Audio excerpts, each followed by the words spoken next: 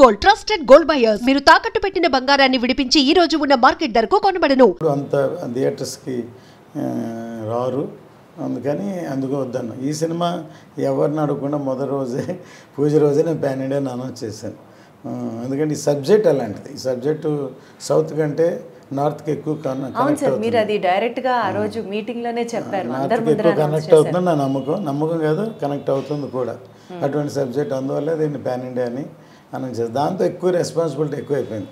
First look మేము ఇవ్వగానే ఆయన గెటప్ చూశారు కదా, కళ్యాణ్ గారు ఫస్ట్ టైం ఈ గెటప్లో ఉంటున్నారు. ఎంతమంది ఆయన సోషల్ సినిమాలు చేశారు. రెస్పాన్సిబిలిటీ ఎక్కువైంది. ఎలా ఉంటుందో బాగా రావాలి, మళ్ళీ లేకపోతే ఉన్న పేరు పోతుంది కదా, కష్టపడి సంపాదించిన నా పేరు ఆయన పేరు అందరి పేరు స్పాయిల్ చేయడం ఇష్టం లేక పర్ఫెక్షన్కు ఇంత టైం అయింది. బేసికల్గా సార్ మీరు చాలా పర్టికులర్గా ఉన్నారట కదా, కళ్యాణ్ గారితో సినిమా చెయ్యాలి, చేస్తే ఆయనతోనే చెయ్యాలి అని. ఎందుకంటే ఖుషి సూపర్ హిట్, బంగారం అయిపోయిన తర్వాత సత్యాగ్రహి నుంచి మళ్ళీ హరిహర వీరమల్లు వరకు కళ్యాణ్ గారితోనే నేను సినిమా చేస్తున్నాను అన్న మీ పట్టుదలని నిజం చేసుకోవడానికి 5 years జర్నీ ఒక ఎగ్జాంపుల్ అంటే ఇప్పుడు సత్యాగ్రహి అని ఆయన డైరెక్షన్లో ఏఆర్ రెహమాన్ గారి మ్యూజిక్తో పిసి శ్రీరామ్ కెమెరా అని పెద్ద పూజ చేసి ఆయనే టైటిల్ చెప్పి అనౌన్స్ చేశాం. తర్వాత అది జరగలే. ఎందుకు జరగలేదంటే ఆయనే డైరెక్టర్, ఆయనే కథ కూర్చోవాలి, కథ చేయాలి. దానికి ముందు జానీ డైరెక్ట్ చేశారు. సో అందువల్ల మేబీ జానీ అందరికి తెలిసింది అన్న కూడా, కానీ సక్సెస్ అవ్వలేదు కాబట్టి ఆయన వద్దనుకున్నారని నాకు తెలియలే. సరే, నాకు ఇప్పుడు లేటెస్ట్గా అనిపించింది ఏంటంటే, నేను మొన్న ఒకసారి కళ్యాణ్ గారిని కలిసినప్పుడు, సార్ నేను అప్పట్లో మిమ్మల్ని కలవలేదు, ఒకవేళ నేను కలిసి ఉంటే ఖచ్చితంగా చేసేవాడిని సార్, నేను ఇవన్నీ చూడండి పెద్ద హిట్ అయి ఉండేది అంటే నవ్వు ఏమన్నారంటే, ఒకవేళ మీరు కలిసి సినిమా చేసి సూపర్ హిట్ అయ్యి ఉంటే నేను అమెరికన్ లాగా సినిమాలే చేసుకుంటూ ఉండేవాడిని, పాలిటిక్స్లోకి వచ్చి ఉండేవాడిని కాదు. అంటే పవన్ కళ్యాణ్ గారు పాలిటిక్స్లో రావడానికి తెలియకుండా ఒక ఫోర్స్ కారణంలో మీరు కూడా ఉన్నారన్నమాట. అంటే ఆయనకి ఎప్పుడు నాకు లాంగ్ జర్నీ 2 దశాబ్దాలతో కూడా ఆయనకి నాకు చాలా ఇష్టం. ఎందుకంటే సినిమా ఆర్టిస్ట్గా కాదు, ఒక వ్యక్తిగా ఆయన ఆశయాలు, ఆయన భావాలు, ఆయన ఇవన్నీ నాకు బాగా ఇష్టం. సో ఆయన ఎప్పుడు ప్రజాసేవ చేయాలనే ఉద్దేశంతో ఉంది సినిమాల కంటే. ఆయన ఎప్పుడు నేను చెప్పడం కాదు, బై పవర్స్ నేను సినిమాలకు వచ్చాను కానీ అని చెప్తూ ఉన్నాను. యాక్చువల్గా అది నిజం. కానీ వచ్చారు కాబట్టి ఆయన చేయాలి. ఆయన సినిమాల్లో కూడా ఆయనకి బాగా కనెక్ట్ అయితేనే అది ఆ సినిమా బ్రహ్మాండంగా ఉంటుంది, లేకపోతే అలా ఉంటుంది. సో ఆయన దాంట్లో నుంచి ఇది కరెక్ట్ కాదనుకుని మళ్ళీ డైరెక్షన్కి వెళ్ళారేమో. డైరెక్షన్ ఒకవేళ సక్సెస్ అంటే ఆ ప్రొఫెషన్లో అలా ఉండిపోయేవారేమో. కానీ అది కాకపోతే దానికి సినిమాల కంటే నాకు ఆయనకి ప్రజాసేవ ముఖ్యం కాబట్టి ఆయన రాజకీయాల్లోకి వెళ్ళారు. అదే దాన్ని మాత్రం వదలకుండా పట్టుబట్టి కష్టపడ్డారు. నేను వేరే ప్రత్యక్షంగా చెప్పక్కర్లేదు, కానీ ఫైనల్గా అచీవ్ చేశారు. కానీ ఒక విధంగా ఏమంటారంటే, ఎప్పుడు మేము power star Pawan Kalyan power star నరుస్తుంటారు కదా, మేము పవర్ స్టార్ నా సినిమాలో టైటిల్ వేయొద్దు అని అనేవాళ్ళు. సరే, ఎందుకంటే పవర్ వస్తే కూడా ఆయన మనం పవర్ స్టార్ అని అనిపించుకోవడం ఆయనకి పెద్ద ఇష్టం లేదనమాట. మనం ప్రూవ్ చేయాలి, ప్రజాసేవ చేయాలి తప్ప పవర్ స్టార్ అని కాదని. ఆయనకు అలా చెప్పుకుంటూ పోతే ఎన్ని లేవు సార్. పవర్ స్టార్ అన్నది ఆయనకి ఇష్టం లేకపోవచ్చు, కానీ ఇప్పుడు ప్రత్యేకంగా ఎలక్షన్స్ టైంలో పిఠాపురం ఎమ్మెల్యే గారి తాలూకా అన్నది ఎంత ట్రెండ్ అయింది సార్. ఇప్పుడు హరిహర వీరమల్లు గారి తాలూకా అని చెప్పాలి. ఇంకా పవర్ స్టార్ అన్నది ఆయన ఎలివేట్ చేయవద్దు అని అంటే. సార్ బేసికల్గా ఈ సినిమా ఇందాక మీరు అన్నట్లు ఆయన గనక ఫిక్స్ అయితే, కనెక్ట్ అయితే వేరే లెవెల్ ఉంటుంది అన్నది. ఈ సినిమాలో పవన్ కళ్యాణ్ గారి కనెక్షన్ ఎంతవరకు మీరు అబ్జర్వ్ చేశారు? నిన్న సాంగ్ రిలీజ్ అయింది, చూసి ఉంటారు. దాంట్లో కొన్ని చిన్న క్లిప్స్ ఉన్నాయి. దాన్ని చూసి ఉంటే ఆయన ఎంత కనెక్ట్ అయ్యారు, విజృంభించి అలా చేశారు, అది దాన్ని బట్టి అర్థమవుతుంది. అంటే మీ అసెస్మెంట్ సార్, మీరు ఇంకా క్లోజ్గా ట్రావెల్ చేశారు, మీరు ఇంకా దగ్గరగా చూస్తారు కాబట్టి అదే చెప్తున్నాను. అది అసలు ఒక సినిమాటిక్ ఫైట్లా లేదు. అంటే రియల్గా ప్రాణం పెట్టి చేసినట్లే కాదు. ఒక 100 మందిలో ఒకళ్ళు ఇరుక్కుంటే, మనం బాలచంద్రుడు లేకపోతే అభిమన్యుడు అలా చూసాం కదా, వీర విహారం చేసినట్లు ఉంది అది యాక్చువల్గా. అంటే ఒక రియల్గా ఒక అట్లాంటి ఒక 100 మంది అటాక్ మధ్యలో ఇరుక్కుంటే దాన్ని ఎలాగ ప్రాణాన్ని తెగించి పోరాడతాడు, అలాగే రియల్గా ఉందన్నమాట ఆ సీక్వెన్స్. అందువల్లే అంత ఇంపాక్ట్ ఉంది సాంగ్. దానికి తగ్గట్టు లిరిక్స్, దానికి తగ్గట్టు కీరవాణి గారి మ్యూజిక్ అసలు ఎంత ఫాస్ట్గా ఉందో నేను చూసారు. ట్రెండింగ్గా ఉంది అసలు సార్ పవన్ కళ్యాణ్ గారిది ఒక్క బజ్ రావాలి కానీ అది ట్రెండింగ్ అయిపోతుంది అంతే. అంత క్రేజ్ ఆయనకి, అంత ఫాలోయింగ్ ఆయనకి. బేసికల్గా సార్ యాజ్ అ ప్రొడ్యూసర్ ఈ ప్రాజెక్ట్ విషయంలో డ్యూరేషన్ కావచ్చు, ఇన్ని ఇయర్స్ ట్రావెల్ చేయడం కావచ్చు, అప్స్ అండ్ డౌన్స్ కావచ్చు, మీకు బాగా toughest challenge being a producer of Hariharam Veeramallu సినిమాకి ఏమనిపించింది సార్? ఏ సిచ్యువేషన్ అనిపించింది? నాకు ద లాంగ్ జర్నీ అందరికీ తెలిసిందే. ఎందుకంటే మధ్యలో కరోనా వచ్చినప్పుడు అందరం అసలు ఇక్కడ లేవు, కనెక్షనే లేదు ఎక్కడ. మళ్ళీ సెకండ్ కరోనా అప్పుడు కళ్యాణ్ గారు కూడా కరోనా వచ్చింది. ఆయన బాగా ఫేస్ చేశారు. చాలామంది ఆయన రికవర్ అవ్వాలని మేము అనుకున్నాం. టైం పట్టింది. రికవర్ అయిన తర్వాత అప్పుడు భీమ్లా నాయక్, హరిహర వీరమల్లు 2 ప్యారలల్గా చేస్తున్నారు. అప్పుడు ఆఫ్టర్ కోవిడ్ అంత ఇమ్మీడియట్ రికవర్ ముందు ఒక సినిమాని ఫినిష్ చేసి దాని ముందు అది రిలీజ్ చేద్దాం. తర్వాత చాలా టైం బట్టి తర్వాత మా షూటింగ్ వచ్చారు. వచ్చిన ఆ సీక్వెన్స్ తోటి అసలు అప్పుడే సినిమా అయిపోవాలి. కానీ ఆ సీక్వెన్స్ చాలా ఇంపార్టెంట్. అది దాదాపు 60 డేస్ చేసాం. అందులో దాదాపు 45-50 డేస్ కళ్యాణ్ గారు ఉన్నారు ఒకే సీక్వెన్స్. ఇంతవరకు మేబీ హిస్టరీ అవ్వచ్చు. ఒక సీక్వెన్స్ ఒక క్లైమాక్స్ చేసిన 10 రోజులు 15 రోజులు చేస్తాం. 60 డేస్ ఒకే ఒక సీక్వెన్స్. సో అందువల్లే దాంట్లో అంత పవర్ ఉంది. మేబీ అక్కడ రామోజీలో షూట్ చేస్తే అక్కడ ఒక హిల్ ఉంది. 4:30కి లైట్ పోద్ది. 4:30 సాయంత్రానికి 4:30కి. జనరల్గా 4:30 to 6 ఒక సాఫ్ట్ లైట్ ఉంటుంది. అప్పుడు బాగా ఫాస్ట్గా హార్ష్గా ఉన్నప్పుడు అందరూ టైర్ చేయలేరు, ఎక్కువ వర్క్ జరుగుతుంది. అలాగే అన్ని రోజుల్లో డైలీ 1.5 hours 2 hours పోతే అది 50 రోజుల్లో అదో 15 రోజులు 20 రోజులు పోయినట్టే లెక్క. అంతే అంతే. అంటే అటువంటి లొకేషన్ మేము చూస్ చేసాం. అక్కడ ఒక టాప్ హిల్లో ఉండాలని అవుట్డోర్. సో అందువల్ల బాగా టైం పట్టింది. అది ఛాలెంజింగ్ సీన్ అంటారా? ఛాలెంజింగ్ అని కాదు, దాన్ని బాగా కష్టపడి డీటెయిలింగ్గా తీయాల్సిన సీన్ అది. అది అంత కష్టపడినందుకు దాన్ని అన్ని కెమెరాలతోటి అన్ని రోజులు షూట్ చేసిన అది చూసి ఎడిట్ చేయడానికే 3 months పట్టింది. ఒక్క సీన్ ఎడిట్ చేయడానికి 3 నెలలు. అన్ని కెమెరాలు ఉన్నాయి, అన్ని షాట్లు ఉన్నాయి, అంత ఉంది. దాన్ని అన్ని చూడాలి, సెలెక్ట్ చేయాలి. దాన్ని చేస్తేనే ఒక గ్రిప్ రావాలి కదా ఆ సీక్వెన్స్కి. 5 ఏళ్ళు ఎందుకు పట్టిందో ఇప్పుడు అర్థమవుతుంది సార్ మాకు. ఈ సినిమా స్టార్ట్ చేసినప్పుడు సినిమాకి దర్శకత్వం వహించింది క్రిష్ గారు. తర్వాత ఆయన తప్పుకొని మీ అబ్బాయి జ్యోతి గారు డైరెక్షన్ డిపార్ట్మెంట్ ఆయన ఓన్ చేసుకోవడం జరిగింది, ఆయన లీడ్ చేయడం జరిగింది. సరే, ఇది ఎందుకు జరిగింది అన్నది ఫస్ట్ క్వశ్చన్ అయితే, జ్యోతి గారు హ్యాండిల్ చేయడం ఇంత పెద్ద ప్రాజెక్ట్ అన్నది యాజ్ అ ప్రొడ్యూసర్గా ఇది ఒక రిస్కీ ఫేజ్ అని మీకు అనిపించిందా, అనిపించలేదా? లేదండి, ఇదన్నీ ఏమంటారంటే బై నేచర్ ఇది ఫేట్ అనమాట. ఇది మేము తను చెయ్యాలని మా అబ్బాయి అని లేకపోతే అని అనుకోలేదు. ఒక విధంగా తను ఈ కరోనా దాటి క్రిష్ గారు లాంగ్ జర్నీ చేసి వెయిటింగ్ అయ్యండి, ఆయనకి వేరే ప్రాజెక్ట్స్ ఉండి ఎవరికైనా సర్వేలు ఉంటుంది కదా, దాంతో వెళ్ళడం తను ఒక విధంగా కాపాడినట్టే అవుతుంది ప్రాజెక్ట్ని. ఒక విధంగా తప్పుకోవడమా? ఆయన తప్పుకోవడం కాదు, మా జ్యోతి ఎంటర్ అవ్వడం, తప్పుకోవడం కాదు, అలానో. ఎందుకంటే ఒక విధంగా ఈ ప్రాజెక్టు ఈ లైన్ ఈ ఇన్స్పిరేషన్ స్టార్ట్ అవ్వడం మెయిన్ క్రిష్ గారే. ఆయన అసలు మేము ఫస్ట్ వేదాళం అనే సినిమాని రీమేక్ చేద్దాం అనుకున్నాం. అప్పుడు ఫస్ట్ ఒక డైరెక్టర్ సరే కుదరలేదు. తర్వాత ఫస్ట్ ఎలక్షన్ వచ్చింది. ఆ మధ్యలో ఒకసారి కృష్ణ గారు నాకు బాగా పరిచయం ఉంది. ఫస్ట్ గమ్యం సినిమాని చూసి నేను ఇప్పుడు తమిళ్ రైట్స్ కొనుక్కుని అప్పటి నుంచి పరిచయం. తర్వాత నాకు ఫోన్ చేశారు ఆయన, మణికర్ణిక సినిమా షూటింగ్ జరుగుతున్నా, సరే ఒకసారి మిమ్మల్ని కలుస్తాను, దగ్గర ఒక లైన్ ఉందని. బాంబే నుంచి వచ్చి ఒక 1 hour నాకు లైన్ చెప్పారు. లైన్ నాకు బాగా నచ్చింది. సరే విన్నాను, అది కళ్యాణ్ గారు చేస్తేనే బాగుంటుందని ఆయన చెప్పారు. సరే ఇది ఇట్లా ప్రాజెక్ట్ అవుద్ది అనుకోలేదు అప్పుడు. తర్వాత ఆయన ఎలక్షన్ అయిపోయిన తర్వాత ఏం చేద్దాం అని అడిగితే, ఇంకొక ప్రొడ్యూసర్ ఎవరైనా సరే ఇలాంటి సబ్జెక్ట్ కావాలని కోరుకోరు, చెప్పరు.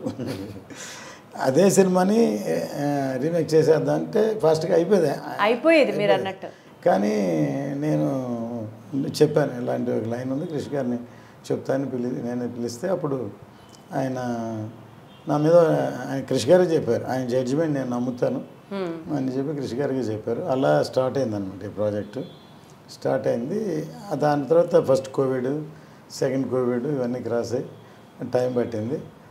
దానివల్ల లేట్ అవుతుంది ప్రాజెక్ట్. చాలా సంవత్సరాలు అవ్వడంతో తనకి వేరే కమిట్మెంట్ ఉందని తర్వాత తనే చెప్పి తన ఇష్టపరంగా తన జ్యోతిని చేయమని దాన్ని జ్యోతి గారు రెస్పాన్సిబిలిటీ తీసుకున్నప్పటి నుంచి ఇంకా ఎంత అంటే ఒక డైరెక్టర్ ఒక ప్రాజెక్ట్ని సగం కాలం నడిపించిన తర్వాత ఆ బాధ్యత తీసుకోవడం అనేది ఇంకా ఎక్కువ ప్రెషర్. అసలు యాక్చువల్గా మేము ఫుల్ కథని ఇంకా ఎండ్ ఇంకా రాలేదు, ఏ చేద్దాం అనుకున్నాం. సరే టైం డ్యూరేషన్ అవ్వడం, తర్వాత ఎక్కువ సీక్వెన్స్ని ఆల్రెడీ ప్రీ క్లైమాక్స్గా ఇప్పుడు వాడింది అంతవరకు ఉంది. ఫస్ట్ హాఫ్లో చేసాం, ఇంతవరకు చేసాం. నేను పార్ట్ 1 చేద్దామని జ్యోతి ఎంటర్ అయిన తర్వాత అనుకున్న తర్వాత పార్ట్ 1 చేద్దాం అనుకొని దాన్ని అంత ఫుల్ఫిల్ చేయాలి, తర్వాత అంత స్ట్రాంగ్గా చెప్పాలి, దాన్ని చేయాలి. సీక్వెన్స్ షూట్ చేసాం. తను ఎంటర్ అయిన తర్వాత తను బేసిక్లీ రైటర్. తను చదువుకునేటప్పుడే +2 చదువుతున్నప్పుడే స్నేహం కోసం స్క్రిప్ట్ ఇచ్చాడు తనకి. అప్పుడు ఆ స్క్రిప్టే చూస్తే ఒక ఫ్రెండ్షిప్ గురించి సబ్జెక్ట్ స్నేహం కోసం. అది ఒక ఎల్డర్లీ పీపుల్, మెచ్యూర్డ్ పీపుల్ రాసేది. నేను ఆ కథ ఫస్ట్ నాకు చెప్పలేదు. తను అసలు అప్పుడే మేబీ అక్కడి నుంచి స్టార్ట్ అయింది. మేము ఒక డిస్కషన్లో ఉంటే కేఎస్ రవికుమార్ గారు డైరెక్టర్, దానికి డిస్కషన్లో ఉంటే నేను ఎందుకు మా అబ్బాయి కూడా ఇప్పుడెప్పుడు స్కూల్లో చదువుతున్నాడు, ఏదో ప్లే రాసి అందరూ చేస్తూ మేమని పిలవండి డిస్కషన్ పిలిస్తే మేము డిస్కషన్ ఇది మేము చేసేది తనకి నచ్చలేదు. 1 డేలో ఆ కథ అనుకొని డైరెక్టర్ నెక్స్ట్ వస్తే మేము లేము డైరెక్టర్కి చెప్పాడు. ఆయన ఆశ్చర్యపోయి సరే మీ డాడీకి చెప్పావా అన్నారు. చెప్పలేదు సార్ అని చెప్పాడు. సరే నేను రాగానే నాకు చెప్పారు, మీ అబ్బాయి ఒక కథ చెప్పాడు, నాకు నచ్చింది, మీరు కూడా ఒకసారి వినండి అని. పొద్దున్నే 5 గంటలకు లేపేశాడు నన్ను. డాడీ అప్పుడు చాలా యంగ్ అనమాట, ఈ కథ వినండి అని అంటే నేను షాక్ అయిపోయాను ఫస్ట్.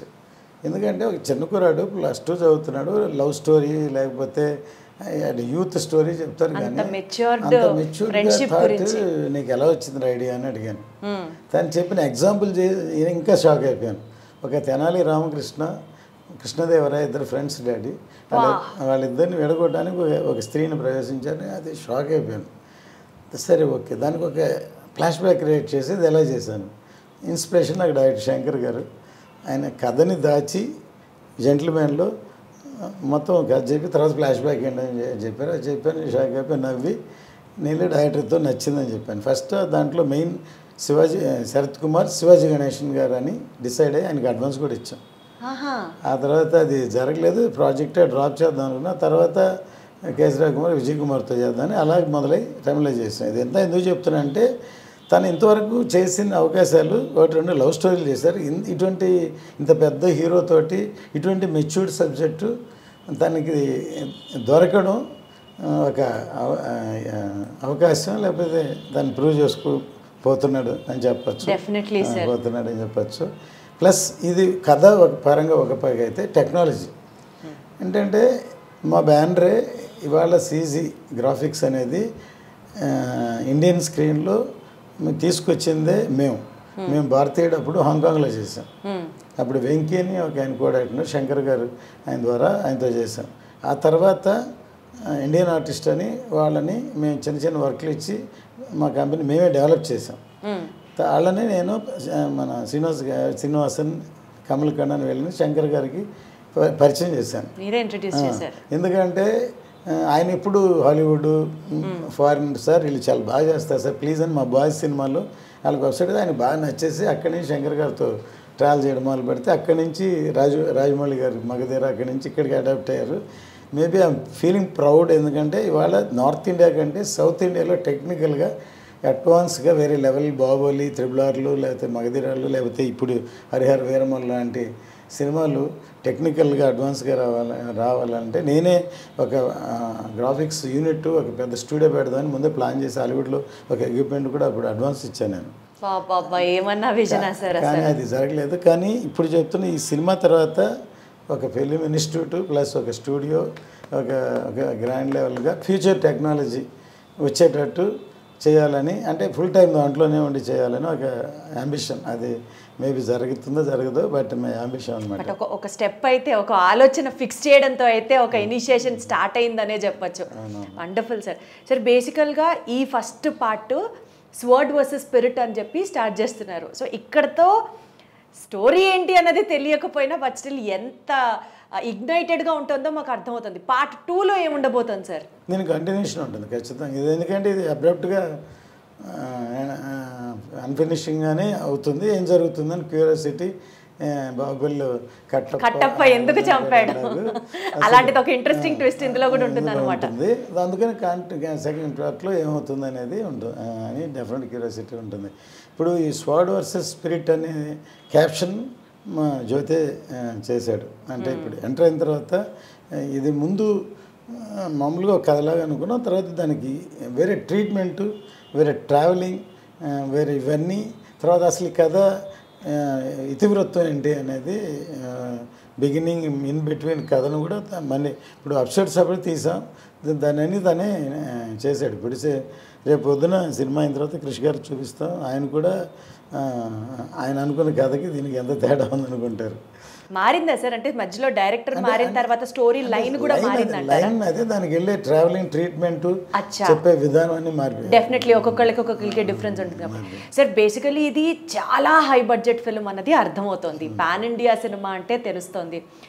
రిస్క్ లాగా అనిపించలేదా సార్? పవన్ కళ్యాణ్ గారి మార్కెట్కి ఇది పెట్టచ్చు ఉండొచ్చు అని మీరు ఒక స్టెప్ ధైర్యంగా వేసారా? ఆ ఫీలింగ్ ఉండిందా? అప్పుడు కాదు, ఎప్పుడూ ఉంటుందండి. ఎందుకంటే ఇప్పుడు రెండు విధాలు సినిమా తీయడం. నేను ఎప్పుడు చెప్తాను, ఒకటి ఒక హీరోని మార్కెటింగ్ ఉన్న ఎనీ హీరో, నేను తమిళ్లో తీసాను, తెలుగులో తీసాను, హిందీలో కూడా తీసాను. వాళ్ళకి ఏం మార్కెట్ ఉందో, ఎంత బడ్జెట్, ఎంత సేలబిలిటీ ఉందో దాని ప్రకారం సినిమా తీయడం, అదొక అసెస్మెంట్. ఇంకోటి స్క్రిప్ట్ ఏం డిమాండ్ చేస్తుందో అంతవరకు మ్యాక్సిమం ఎక్స్టెండ్ చేస్తాం. అప్పుడు ఏమవుతుందంటే అంత రేంజ్కి అమ్మలేం. మనం చేసాం, కానీ ప్రీవియస్ ఎవరైనా సరే ప్రీవియస్ బిజినెస్ ఎంత, ఆ హీరోతో ఎంత అయింది, దానికంటే ఒక 10% ఎక్కువ కొనడానికి మేబీ కాంబినేషన్, లేకపోతే ఈ బ్యానర్లు బాగా తీస్తా లేకపోతే అని అనుకుంటారు. కానీ మనం దాన్ని మించి ఖర్చు పెడితే అది నిలబెట్టి దాన్ని ఇప్పుడు దాకా అది బాగుంటుందని మన రేపొద్దున ట్రైలర్స్ ఇవన్నీ ఆ కలరంతో వచ్చే నమ్మకం క్రియేట్ చేశాక బిజినెస్ చేయాలి. నేను ఫస్ట్ టైం సౌత్ ఇండియాలో, అంతకుముందు అవుట్రేట్ ఆర్ డిస్ట్రిబ్యూషన్ ఈ రెండే ఉండేవి. మన తమిళ్లో కానీ తెలుగు కానీ సౌత్ ఇండియాలో డిస్ట్రిబ్యూషన్ కానీ అవుట్రేట్ కానీ. ఫస్ట్ ఎంజీ అని తీసుకొచ్చింది సౌత్ ఇండియాలో. నేను హిందీ సినిమా చూసి ఎందుకు ఎంజీ తీసుకొచ్చా అంటే, మనం బాగా ఖర్చు పెట్టి సినిమా తీస్తాం, అంత రేంజ్కి అమ్మలేము. కానీ సినిమా రిలీజ్ అయ్యాక, హిట్ అయ్యాక, వాళ్ళ బయర్కి వాళ్ళ డబ్బులు వాళ్ళకి వచ్చాక, కమిషన్ వర్కౌట్ అయ్యాక వచ్చాక 50-50 అని ఎంజే తీసుకొచ్చాను. ఆ తర్వాత మన తెలుగులో ఇంకొక అడ్వాన్స్గా నేను చేయలేదు, ఎన్ఆర్ఐ వరకు వెళ్ళింది. ఎందుకంటే నాన్ రికవరబుల్ అడ్వాన్స్ కింద డిస్ట్రిబ్యూషన్కు ఇంకొక పరిమాణం. డిస్ట్రిబ్యూషన్ అంటే రిస్క్ ప్రొడ్యూసర్స్ ఫేస్ చేయాలి, ఎన్ఆర్ అయితే ఫేస్ చేయరు. సక్సెస్ అయితే ఓన్లీ కమిషన్ అని నాన్ రికవరబుల్ అడ్వాన్స్. కానీ అది ఎందుకంటే వాల్యూమ్ పెరిగిపోయింది బాగా, లక్షల్లో ఉంది, కోట్లకి వెళ్ళి 100 కోట్లకి వెళ్ళిపోయింది. సో అలాగే 20% కమిషన్ వస్తేనే that is it self recovery అయిపోయినట్టే లెక్క. రికవర్ అయిన తర్వాత ప్రాఫిట్ వచ్చేసినట్టే. అందుకని ఎన్ఆర్ఐ తెలుగు, మళ్ళీ తమిళ్లో కూడా ఎన్ఆర్ఐ లేదు, ఓన్లీ తెలుగులో ఉంది. సో ఎందుకంటే నేను బడ్జెట్ హై బడ్జెట్లో మొదటి నుంచి ఒక్కోసారి నాలోనే ఒక వార్ జరుగుతుంది లోపల. బేసిక్లీ నేను ప్రొడ్యూసర్నా టెక్నీషియన్, ఫైనల్గా టెక్నీషియన్ని ప్రొడ్యూసర్ని డామినేట్ చేస్తున్నాను. ఎందుకంటే ఒక సీక్వెన్స్ చేస్తున్నా, దీనికి ఇంత బడ్జెట్ ఎంతైనా ఉంటుంది, ఎంతైనా బట్టి ఇంతే అనుకొని చేయాలి. కానీ బాగా రావాలని దాన్ని మించి కొంచెం పెడితే బాగుండు అని అనిపిస్తుంది. కొంచెం పెడుతుంది, బాగా రావాలి. ఇప్పుడు ప్రస్తుతం ఇక్కడ కానీ తమిళనాడులో మా బావమరిది ఉన్నారు, రఘురామన్, తన ప్రొడక్షన్ చూస్తాడు. ఇక్కడే మా బ్రదర్ దయాకరన్ తను చూస్తాడు. వాళ్ళేమో మనకేం పని లేదు, ఎందుకని నువ్వు అట్లా పెంచుకుంటూ పోతే లాస్ట్కి ఎక్కడికి వెళ్తా అని అంటూనే ఉంటారు. తర్వాత లాంగ్ ప్రొడక్షన్ అవ్వడం వల్ల మనం ఖర్చు పెట్టిన దానికంటే బేసిక్ ఇంట్రెస్ట్లు ఇవన్నీ ఏ ప్రాజెక్ట్కైనా అన్ని క్యాలిక్యులేట్ చేయాలి. కానీ నేను అవన్నీ చూస్తే భయం వేస్తుంది, ఇలాంటి సినిమాలు తీలేమన్నమాట. చేసుకుంటే వెళ్తే తర్వాత చూద్దాం అనే పద్ధతి ఉంది. సో ఎక్కడ అసలు కాంప్రమైజ్ లేకుండా సినిమా తీశారు, ప్రతిదీ ఒక ఆర్ట్ లెవెల్లో ప్రజెంట్ చేశారన్నది అర్థమవుతుంది. ఈ సినిమాలో కాస్ట్లీయెస్ట్ సీన్ ఎక్కడ షూట్ చేయడానికి అనిపించింది సార్? ఎంత ఖర్చు అయింది ఆ సీన్ షూట్ చేయడానికి? ఏది కాస్ట్లీయెస్ట్ సీన్? ఇప్పుడు ఇవన్నీ అయిపోయిన తర్వాత ఇప్పుడు ఆల్మోస్ట్ క్లైమాక్సే ఇప్పుడు మీరు చూసి తీసింది. కానీ మేము జ్యోతి ఎంటర్ అయిన తర్వాత ఇంకో కొసమెరుపులాగా ఇంకోటి పెడదాం అనుకున్నారు. అది టెక్నికల్గా అడ్వాన్స్గా ఉంటుంది. సరే అది లేకపోయినా సినిమా అయిపోయింది. యాక్చువల్గా సినిమా అది లేకపోయినా సూపర్ హిట్ అవుతుంది. కానీ మార్క్ అని ఇంకో లెవెల్కి ఉండాలని దాని ఒక్కదానికే ఇప్పుడు ఒక సీక్వెన్స్కి అంతకుముందు 50-60 రోజులు చేసింది ఒక ఎత్తు అయితే ఇది టెక్నికల్గా దానికే 15-20 crores ఒక సీక్వెన్స్కి ఖర్చు పెట్టాను. ఇప్పుడు ఆ గ్రాఫిక్స్ ఇరాన్లో జరుగుతుంది, హాట్గా వస్తుంది అనమాట. ఒక సీన్కి ఒక సీక్వెన్స్ కోసం 20 crores, మోర్ దాన్ 20 crores. సరే, అసలు ఆ సినిమా మీద ఎక్స్పెక్టేషన్స్ ఆడియన్స్కి మీరు ఒక్కొక్క పాయింట్ చెప్తుంటే ఇంకా వేరే లెవెల్ వెళ్ళిపోతున్నాయి సార్. బేసికల్గా మీరు సాయిబాబా భక్తులు, ఆఫీస్లో చెన్నైలో సగం మీ ఆఫీస్ని టెంపుల్ కట్టించి ఇచ్చేశారు అని కూడా విన్నాం. ఈ సినిమా రిలీజ్కి సంబంధించి బాబాని ఏమైనా ప్రత్యేకంగా అనుకున్నారు సార్? ప్రే చేస్తున్నారా? నేనేంటంటే మన క్యారెక్టర్ అంటే నేను డివోషనల్ పర్సన్. మోర్ దెన్ 45 yearsగా నేను శబరిమల వెళ్తున్నాను. నేను ఇది కావాలి అది కావాలి కోరను. ఇప్పుడు అంతే కదా, మనం చేసుకుంటే వెళ్తాం. గాడ్ నమ్ముతాం కంటే వాళ్ళకి తెలుసు ఏం జరగాలి, ఏం చేస్తారు. God will bless us. ఇది కావాలి సార్, నాకు ఇది కావాలి, నా సినిమా హిట్ అవ్వాలి, నాదే ఆడాలి, ఇదే అవ్వాలి అని ఎప్పుడు అనుకోను. దేవుడిని చూసినప్పుడు అసలు కోరుకోవాలి అనిపించదు. ఆయన మూర్తిని సరిగ్గా చూడలేదు, చూస్తా అని అనిపిస్తుంది అనమాట. సో బేసికల్గా అంత బాధ్యత ఆయన మీద వేసేసారు, ఆయనే చూసుకుంటారు. డెఫినెట్గా సార్, ఈ సినిమా గురించి ఇప్పటివరకు హైలైట్స్ మాట్లాడాం, బట్ ఆడియన్స్లో ఇంకాస్త ఇంక్విజిటివ్నెస్ ఉన్న ఇంకొక ప్రాజెక్ట్ మీ బ్యానర్ నుంచి 7G బృందావన్ కాలనీ Part 2 కూడా వస్తుంది అని రిలీజ్. అది కూడా చాలా స్పెక్యులేటివ్గా నడుస్తుంది, ఎప్పుడెప్పుడు ఏంటి అన్నది. దాని గురించి మోర్ దెన్ 50%, 60% అయిపోయింది. ఇప్పుడు ఇది ఫినిష్ అవ్వగానే, రిలీజ్ అవ్వగానే దాన్ని స్టార్ట్ చేస్తాం. బై అక్టోబర్, నవంబర్, డిసెంబర్ లోపు ఈ రన్నింగ్లో రిలీజ్ చేస్తాం. డెఫినెట్గా సినిమా 7G Part 1 ఎలా ఉండిందో బృందావన్ కాలనీ దానికి తగ్గకుండా డెఫినెట్గా పెద్ద హిట్ అవుతుంది అనుకుంటున్నాం. లేదా కల్ట్ మూవీ. ఇప్పటికీ నేను చేసిన సినిమాల్లో చాలా సినిమాలు ఈ మధ్యన ట్రావెల్ చేస్తుంటే one of the Brindavan colony, భారతీయుడు మెసేజ్ ఓరియంటెడ్ ఫిలిం. తర్వాత నేను డైరెక్ట్ చేసిన పెద్దరికం. చాలామంది అప్పట్లో ఉన్న జనరేషన్ వాళ్ళు మెచ్యూర్డ్ పీపుల్ సార్, ఒక ఫ్యామిలీస్ ఏం చెప్పారు సార్, ఏం చేయలేదు సార్, ముసలాయన యాక్ట్ చేశాడు సార్ అని భానుమతి గారు చేశారు అని అడుగుతుంటారు. సో అట్లాంటి తర్వాత ఎంటర్టైన్మెంట్ అయినా ఖుషి, భారతీయుడు, కొన్ని ల్యాండ్ మార్క్స్. ఒకటేంటి అన్ని హిట్లే, కానీ బృందావన్ కాలనీలో సాంగ్స్ కూడా hit. Songs and dialogues, songs అన్నీ నేనే రాశాను. సాంగ్స్ అండ్ అదే సార్, ఇందాక మీరు అన్నారు జ్యోతి గారు మంచి రైటర్ అని. ఎక్కడి నుంచి వచ్చిందంటే ఆబ్వియస్లీ అది మీ దగ్గర నుంచే వచ్చి ఉంటుంది. మీలో ఉన్న ఆ లిరిసిస్ట్ స్కిల్స్ అన్నీ కూడా. నా నెక్స్ట్ క్వశ్చన్ అడగబోతున్నాను మిమ్మల్ని, ఈ సినిమాలో కూడా హరిహర వీరమలలో ఏమైనా పాటలు రాశారా? ఇంతవరకు రాయలేదు. ఇంకా లాస్ట్ ఏదో మిక్స్ అయ్యేందుకు బ్యాక్గ్రౌండ్లో ఉంది, మేబీ రాస్తానని తెలియదు. కానీ ఇంతవరకు అంటే రాస్తారనమాట, తెలియదు. ఇదన్నమాట. Wonderful sir, super. Looking forward ఈ సినిమా రిలీజ్ కోసం.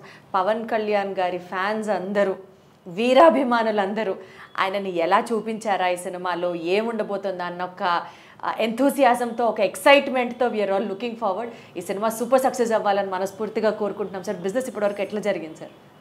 బిజినెస్ ఇక్కడి నుంచే స్టార్ట్ చేస్తాం. ఇప్పటి నుంచే స్టార్ట్ చేయాలనుకుంటున్నారా? ఎందుకంటే డెఫినెట్గా ఇది అభిమానులకి ఒక పండగలా ఉంటుంది అనుకుంటున్నాను నేను. రిలీజ్ రోజు థియేటర్స్ దగ్గర పండగ వాతావరణం డెఫినెట్గా ఉంటుంది. అట్లా ఏదైనా కొంచెం లీక్ చేయండి సార్, పవన్ కళ్యాణ్ గారిని హైలైట్స్ ఆయన్ని చూపించిన విధానంలో ఫ్యాన్స్కి కొంచెం. పిక్చర్ స్టార్ట్ అయిన దగ్గర నుంచి ఒక 2-3 సీక్వెన్స్ వాళ్ళకి 2-3 చోట్ల డెఫినెట్ క్లాప్స్ కొడతారు. ఆయన ఇంట్రడక్షన్ కానీ, ఒక చైల్డ్ ఎపిసోడ్ కానీ అన్నిటికీ క్లాప్స్ కొడతారు. తర్వాత ఈవెన్ ప్రీ క్లైమాక్స్ కానీ అవన్నీ అన్నిటికీ డెఫినెట్గా వాళ్ళకి ఒక ఆనందాన్ని కలిగించే లెవెల్లో సినిమా ఉంటుంది డెఫినెట్గా. All the very best sir, more power to you. Cinema block buster అయిపోయింది అని ఎక్స్పెక్ట్ చేస్తున్నామేమో, అదే ఎక్స్పెక్టేషన్లో ఉన్నాం. And wish you all the very best sir. Thank you so much. అంటే కష్టే ఫలి అంటారు కదా, మనం ఎంత కష్టపడితే అంత ఫలితం ఉంటుంది. సో అది ఈ సినిమా విషయంలో అది గ్యారంటీగా ఫలిస్తుంది అనుకుంటున్నాను.